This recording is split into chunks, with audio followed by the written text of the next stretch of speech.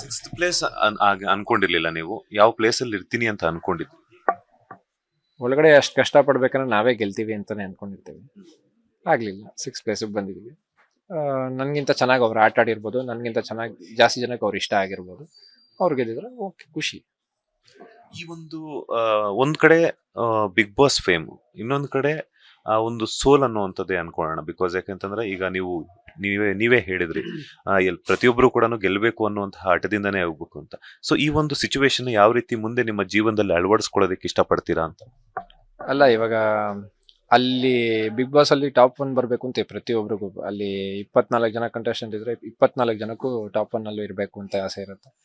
ಇವಾಗ ನಾನು ಸೋತಿದ್ದೀನಿ ಅಂತ ಬೇಜಾರಿದೆ, ಆದ್ರೆ ಇವಾಗ ಅಲ್ಲಿ ಗೆದ್ದಿರೋರ ಬಗ್ಗೆ ನನ್ಗೇನು ಇಲ್ಲ, ಖುಷಿನೇ ಇದೆ. ಓಕೆ, ಅವ್ರ ಆಟ ಅವ್ರು ಆಡಿದ್ದಾರೆ, ಹೊರಗಡೆ ಅವ್ರಿಗೆ ಇಷ್ಟ ಆಗಿರ್ಬೋದು. ಬಟ್ ಒಳಗಡೆ ನಾವ್ ಇರ್ಬೇಕಾದ್ರೆ ನಮ್ಗೆ ಏನ್ ಅನ್ಸುತ್ತೋ ಅದು ಬೇರೆ, ಹೊರಗಡೆ ಏನ್ ಅನ್ಸ್ಕೊಂತ ಇರ್ತಾರೋ ಅದು ಬೇರೆ. ಆಮೇಲೆ ನನ್ನ ಇವಾಗ ಒಂದು 100 ಜನದಲ್ಲಿ ಒಂದು 50 ಜನ ಇಷ್ಟಪಡ್ತಾರೆ ಅಂದ್ರೆ ಒಂದು 50 ಜನ ಇಷ್ಟಪಡೋದು, ಆ ತರ ಆಗತ್ತೆ. ಇಲ್ಲಿ ಹೊರಗಡೆ ಬಂದ್ಮೇಲೆ ಸೋಲೆ ಗೆಲುವಿನ ಮೆಟ್ಟಿಲು ಅಂತ ಅಂತೀವಿ. ಪರವಾಗಿಲ್ಲ, ಇಲ್ಲಿ ಸೋತಿದೀವಿ ಅಂದ್ರೆ ಇನ್ನ ದೇವ್ರು ದೊಡ್ಡದಾಗಿ ಇನ್ನ ಮುಂದೆ ಏನೋ ಕೊಡ್ತಾನೆ ಅಂತಾನೆ ಅನ್ಕೊಂತೀವಿ. ಕಾಯೋಣ, ಕಾದ್ ನೋಡೋಣ ಅಂತ. ಬಿಗ್ ಬಾಸ್ ಮನೇಲಿ ಧನುಷ್ ಅವರು ಜಾಸ್ತಿ ಓಪನ್ ಅಪ್ ಆಗಿಲ್ವಾ ಅಂತ? ನಾನು ಇರೋದೇ ಹಿಂಗೆ, ನಾನು ಮಾತಾಡೋದೇ ಹಿಂಗೆ. ನೀವು ಮಾತಾಡಿದ್ರೆ ಮಾತಾಡ್ತೀನಿ, ನನ್ಗೆ ನೀವು ಜಗಳ ಆಡ್ತೀನಿ, ನಾನಂತೂ ಜಗಳ ಮಾಡಲ್ಲ, ಕೆದಕಲ್ಲ ನಾನು.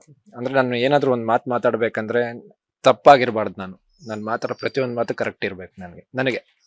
ಆಮೇಲೆ ನಾನೇನಾದ್ರು ತಪ್ಪು ಮಾಡಿದ್ರೆ ನನ್ನ ತಪ್ಪಿಂದ ಇನ್ನೊಬ್ರು ಕೆಟ್ಟದಾಗಬಾರ್ದು ಅಂತ ಯೋಚನೆ ಮಾಡ್ತೀನಿ ಯಾವಾಗ. ಸೊ ಅದರಿಂದ ನಾನು ಎಷ್ಟೊಂದು ಜನ ಕೇಳ್ತಾ ಇರ್ತೀನಿ, ಒಂದು ಮಾತಾಡಿದ್ರೆ 100 ಸಲ ಯೋಚನೆ ಮಾಡ್ಬೇಕು, ಮಾತಾಡಿದ್ರೆ ಮುತ್ತು ಉದ್ರೋಯ್ತು ಅಂತ ಯೋಚನೆ ಮಾಡ್ಬೇಕು ಅಂತ. ಅದೇ ತರ ಇದೀನಿ ಅಲ್ಲಿ, ಅದೇ ತರ ಬದುಕಿದ್ದೀನಿ. ನನ್ಗೆ ಖುಷಿ ಇದೆ ಅದರಲ್ಲಿ. ಓಪನ್ ಅಪ್ ಆಗಿಲ್ಲ ಅಂತೇನಿಲ್ಲ, ನನ್ನ ತಂಟೆಗೆ ಯಾರು ಬಂದಿಲ್ಲ, ನಾನು ಯಾರ ತಂಟೆಗೆ ಹೋಗಿಲ್ಲ ಅಷ್ಟೇ. ಎಲ್ಲರ ತಂಟೆಗೆ ಹೋಗಿ ಎಲ್ಲರನ್ನ ಮಾತಾಡ್ಕೊತಂತ ಎಲ್ಲರನ್ನು ತಮಾಷೆ ಮಾಡ್ಕೊಂತಿದ್ದಂತಹ ಗಿಲ್ಲಿ ಅವರು ಧನುಷ್ ಗೌಡ ಅವರ ತಂಟೆಗೆ ಮಾತ್ರ ಎಲ್ಲೂ ಕೂಡ ಹೋಗ್ತಿರ್ಲಿಲ್ಲ, ಯಾಕೆ ಅಂತ? ಅದು ನನ್ನ ಪ್ರಶ್ನೆ ಅಲ್ಲ, ಕರ್ನಾಟಕದವರ ಪ್ರಶ್ನೆ. ಅವ್ನು ಫಸ್ಟ್ ಟೈಮ್ ಕಾಮಿಡಿ ಮಾಡಿದಾಗ ನಾನು ಹೇಳ್ಬಿಟ್ಟಿದ್ದೆ, ಮಾಡಬೇಡ, ನಂಗೆ ಇಷ್ಟ ಆಗಲ್ಲ. ಸೊ ಕೇಳಿದೆ. ಇದು ಬಿಟ್ಟು ನೀವು ಇನ್ನ ಗೊತ್ತಾಗ್ಬೇಕು ಅಂದ್ರೆ ಗಿಲ್ಲಿನೇ ಕೇಳಬೇಕು, ನನಗೆ ಗೊತ್ತಿಲ್ಲ. ಬಿಗ್ ಬಾಸ್ ಮನೆಯಲ್ಲಿ ಯಾರ ಸ್ನೇಹ ಇಷ್ಟ ಆಯ್ತು? ಅಭಿ, ಸ್ಪಂದನ, ಕಾವ್ಯ, ಗಿಲ್ಲಿನೂ ನನ್ನ ಫ್ರೆಂಡ್, ಮಾಳು, ರಘು ಅವರು, ರಾಶಿ. ಅಷ್ಟು ರ್ಯಾಪಿಡ್ ಫೈರ್ ಇದೆ, ಒಬ್ಬೊಬ್ಬರ ಹೆಸರನ್ನ ಹೇಳ್ತಾ ಹೋಗ್ತೀನಿ, ಅವರು ಒನ್ ವರ್ಡ್ ಆನ್ಸರ್ ಏನಾದ್ರು ಹೇಳೋದಾದ್ರೆ. Karibasappa, body builder. RJ Amit, good talker. Doc Satish, dog breeder. Manju Bhashi, good heart human being. Mallamma, ದೇವ್ರು ಅಂತಾನೆ ಹೇಳ್ಬೋದು. ಮಾಳು ನಿಪ್ನಾಳ್, ದೋಸ್ತ. ಅಭಿ, ಚಡ್ಡಿ ದೋಸ್ತ. ಕಾವ್ಯ, ಒಳ್ಳೆ ಹುಡುಗಿ. ಧ್ರುವಂತ್, ಜೈ ಮಹಾಕಾಳ್. ಸ್ಪಂದನ ಬೆಸ್ಟ್ ಫ್ರೆಂಡ್. ಜಾನ್ವಿ ಅವರು,